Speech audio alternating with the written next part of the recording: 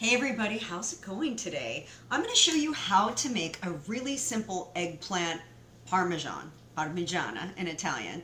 But instead of doing the big production, we're going to make it in a stack size. So it's going to be individually portioned. Portion size is king. I mean, you can enjoy whatever you love, but you got to limit the portions. That is how you get to eat the 90-10 rule, which I talk about in my book. So 90% of the time you're eating a lot of leafy greens, you're eating non-starchy vegetables, you're eating lean proteins, you're eating good fat, you're eating slow-burning carbohydrates, and sometimes you get to indulge. So this is a little bit of an indulgence. We're going to trim it back just a bit by using, instead of regular cow's milk cheese, we're using a little Feta cheese. This is made with sheep's milk. So that gives us a little bit of a lighter flavor in this dish. And I am using a pre-made hack. Okay, I'm all about the shortcuts, especially when we're trying to get dinner on the table quickly. So I picked up these eggplant discs that have already been slightly pre-breaded. They're not super over-the-top breaded. They pass my test. And so I've baked them off in the oven. That's going to make the creation of my stack a lot easier. So they're nice and crisp and they have a nice texture. Sometimes people don't like eggplant for a number of reasons. One of them I've heard is the mushy factor. You don't have to worry about the mushy factor with this. So we're going to use the eggplant as part of our stack, the sheep's milk feta, and I'm going to show you how to make a really simple marinara sauce. I'm going to use tomato paste. I've got my tomatoes, and I'm going to talk about these in just a little bit. I've got some red onion and some garlic and some herbs. Really, really simple.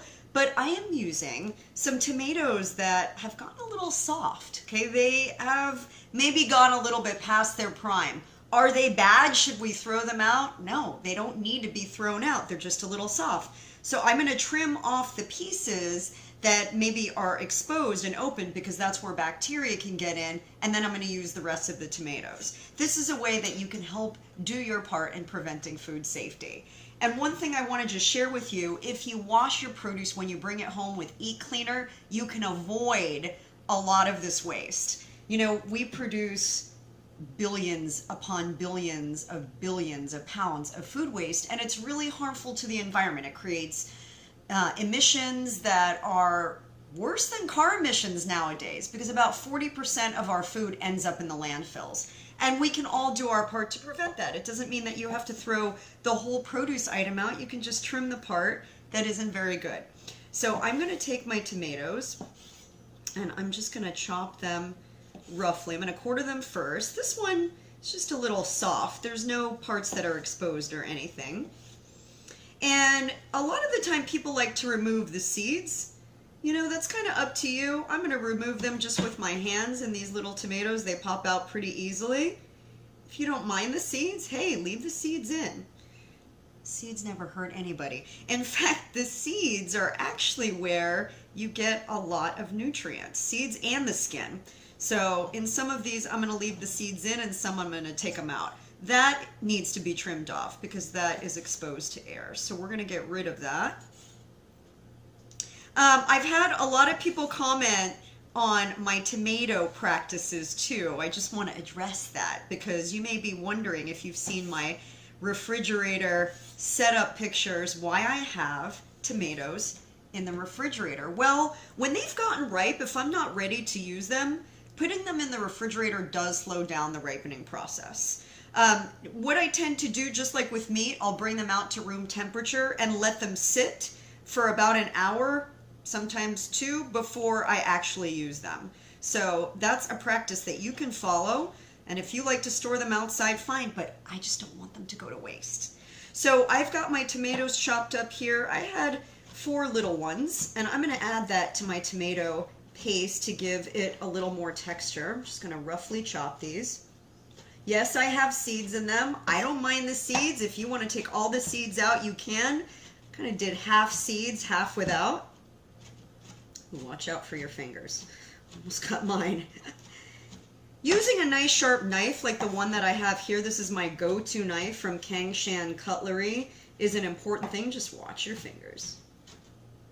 Okay, I've got a nice rough chop here.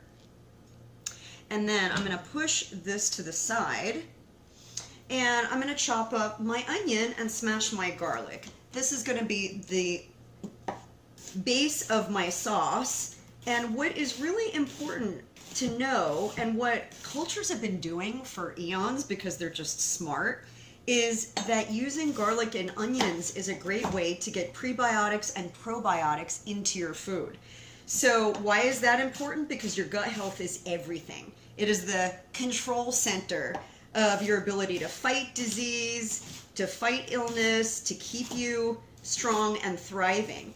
And so eating foods that are rich in probiotics and prebiotics is really important. I talk a lot about it in my book, Eat Like You Give a Fork, The Real Dish on Eating to Thrive, because oftentimes we find ourselves, relying on fast foods or prepared foods. And when you take time to slow down and eat the foods that are beneficial for boosting your taste buds, getting away from the salt and the sweet, and focusing on bitter, sour, and umami, you make a huge difference in your health. And my eyes are starting to water. Do your eyes water when you chop onions? It's a thing. Some do, some don't. I don't know. The jury's out on what to do. Some people wear sunglasses. Some people do some crazy things. I just let it go. A good cry in the kitchen never hurt anybody. Do you feel sorry for me? You shouldn't. Okay, I'm going to leave some of my onions to the side because I actually want some bigger pieces in this. I like the texture of that. And then the rest of this is nice and finely chopped. And then the last thing that I'm going to do is I'm going to smash my garlic. Just give that a nice whack. And I'm going to mince that for my sauce as well. When you smash it, the skin just peels right off. I've got a little dry piece on here. I'm just going to cut that off. No need to get rid of it. Again, food waste is a huge problem. Just trim it. Sometimes you buy produce from the store. It's a little bruised. Ain't no big thing. Just cut it off. Doesn't mean you have to get rid of it. Give a little fine chop. And if you like to press your garlic, you can do that. It's totally your personal choice. I don't mind getting a little garlic in the mix, a little taste of it that's a little stronger, but you might, so just make sure it's finely chopped or minced. And this is going to be the base of my sauce. Just like that. And a nice sharp knife will allow you to mince. Just tuck your fingers in so that you don't get them in the mince. All right, we're going to bring all of these ingredients over to the stove, and I'm going to show you how to saute them up into a sauce. Get your pan nice and hot. Just place your hand a little bit over it, and once it starts to get warm, you can start cooking. First thing that we're going to do is we're going to add a tablespoon of extra virgin olive oil. Let that heat up a little bit, and then I'm going to saute my garlic and my onions. 2 large garlic cloves. And it's important to keep your heat on the lower side when you're cooking garlic so that you don't burn it and make it too bitter. Next, I'm going to add my onions. I used half of a small onion, red onion. Take my chop. And I like a little texture in my sauce, so I'm going to add some bigger pieces too. Right, we've got our garlic and onions cooking. It's been about 3 minutes. It's nice and fragrant, low heat so that it doesn't burn. I'm going to add 2 tablespoons of tomato paste. I'm using a San Marzano tomato paste because it's got a ton of flavor. And then I'm going to add a cup of water and mix that up.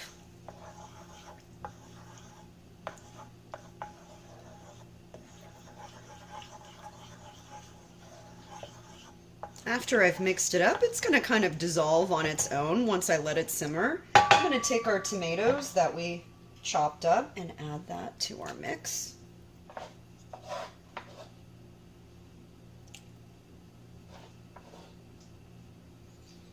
And I'm going to simply season it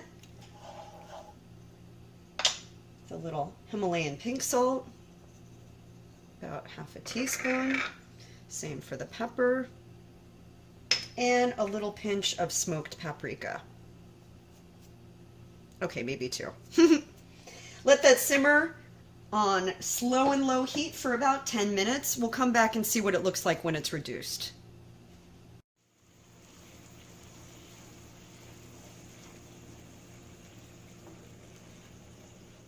Okay, friends, we have a nice reduced sauce. It's gotten thick. This is the perfect texture for our eggplant parmesan stack. And just a little slow simmer for 10 minutes, and that's what you get. You don't need to cook a sauce for hours, not in this case. All right, let's bring it over to the table. All right, guys, are you ready to assemble the stack? It's so fun and easy. Okay, I've got a beautiful plate here that I want to make this look nice on. I'm going to take my first piece of eggplant, and I made in one of the prior videos, you should go back and check it out, a pistachio pesto. This is not a pesto, so there's no dairy in this one, but there's so much flavor from the basil and the pistachios. Oh my gosh, it's just so delicious. So I'm going to do just a little smear. It's a little too much. I'm going to do a little smear on each eggplant piece, and then I'm going to put a little of our feta on top of that, and then a spoon of our marinara sauce. And we're just going to repeat until we get our stack assembled, and then put a nice dollop of sauce on the top. So we'll take that. And why are we doing it this way? Well, we're making it a little fancy, I guess. But this is beautiful for portion control. You know, the truth is you can enjoy whatever you love, but sometimes you just got to dial back the portions. So yes, there's a little bit of breading on this eggplant. This is our little 10% indulgence, not excessive, and it's not deep fried. We've just baked this, so it's a healthier version of an eggplant parmesan, which can be really super heavy sometimes. A little bit of a gut bomb. Okay, another layer, and then let's do another layer. Let's layer it up. And I would say maybe 3 layers would be a nice number to pick for one of these stacks. And you can have this as your main dish, or you could even have it, if you're inviting guests over, just have this as a cute little appetizer. Party appetizer, but a nice fun conversation piece. And then a little bit of our feta. If you don't do cheese, you can completely omit the cheese part, because the pesto has nutritional yeast in it, and it kind of mimics the taste of cheese, to be honest. So if you just decide I want to leave it out, you can leave it out. All right, now I'm going to take a good dollop of the sauce and pour it right over. Oh, this is looking so beautiful. I want my eggplant to be doused in this. Just let it run over the sides a little bit, you know? Beautiful. Just like so. And then finish it with a little bit of the feta on top. And then how about we take some of that basil, because basil is just so beautiful, and we chop it up and sprinkle it over the top. I'm just going to stack my leaves. I've got 3 leaves here. I'm going to roll them up, and you better believe I wash this with the Eat Cleaner, because leafy greens are the #1 cause of foodborne illness. You got to make sure that they're cleaned properly. I don't want you getting sick. No need to get sick from food. We can avoid that easily. All right, I'm going to take my little chiffonade and right over the top. A little sloppy is kind of pretty, I think. A little on the plate. And there you have it, my friends. A little eggplant parmigiana stack. Gorgeous. There's no meat in it. You don't have to have meat in it. You could add it if you wanted, or serve it on the side. But this is a beautiful, nutritious, great combination of umami and other flavors. That's gonna knock your socks off. Let me know if you're gonna try it, and please share it with the friends that you love in your life, because sharing is caring.